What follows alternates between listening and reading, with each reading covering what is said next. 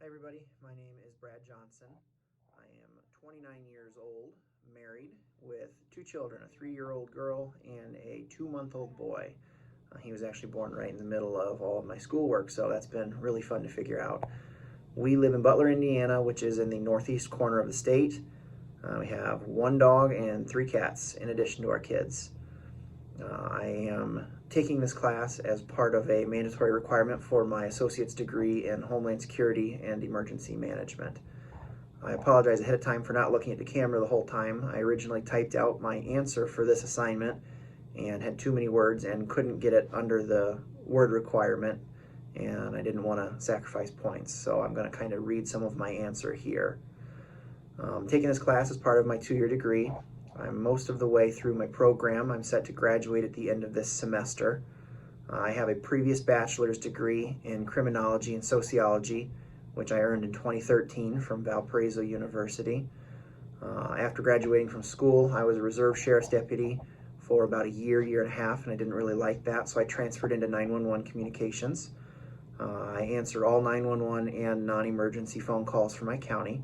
We have a permanent population of 45,000 and a daily commuter population of an additional 5,000. I dispatch for 11 separate fire departments, 6 municipal police departments, as well as the sheriffs and the state troopers if they're in my county. I am a volunteer firefighter with the Concord Township Fire Department. I've been there for 4 years, and I am a paid firefighter with the City of Butler Fire Department. That's actually where I'm at today. I've been here for a year and a half. As far as communication competence goes, I've got a lot of experience with this, with my employment as an emergency dispatcher.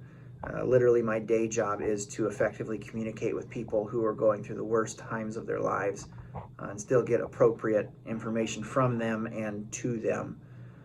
Recently, I answered a 911 call from an elderly woman who found her husband sitting in a reclining chair and he wasn't breathing.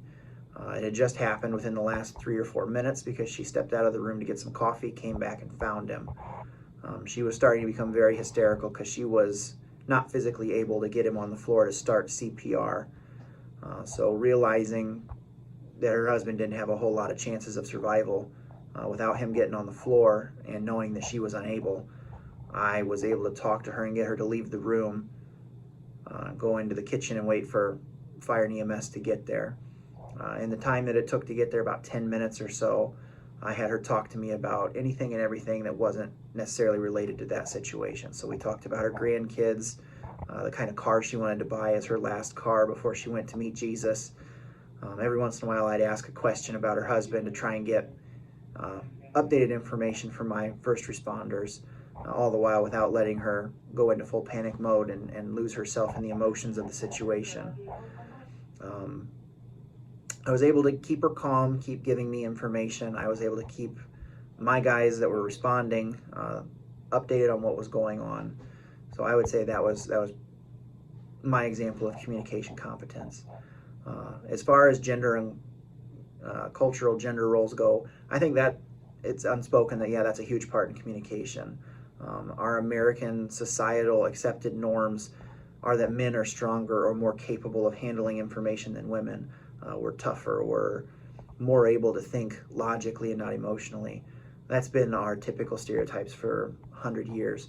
I think in the last 5 years we have come leaps and bounds in realizing that women are just as capable, if not more capable than men. We are seeing those strict gender roles break down, and there's been more of a fluid exchange of what we think are normalized gender roles. We no longer think of only men and women. Now we've got the intersex, we've got transsex, we've got all of these different gender types that we are used to in our society now, and we're actively being told not to adhere to the strict men and women as far as the genders go and their associated roles, where the man is the provider, the strength, and the woman is the softer side, the motherly, caring homemaker. I think that this is something we're going to see continue here in the future, and I look forward to seeing where it goes. Look forward to meeting all of you online and communicating with you for the rest of the semester. Thanks.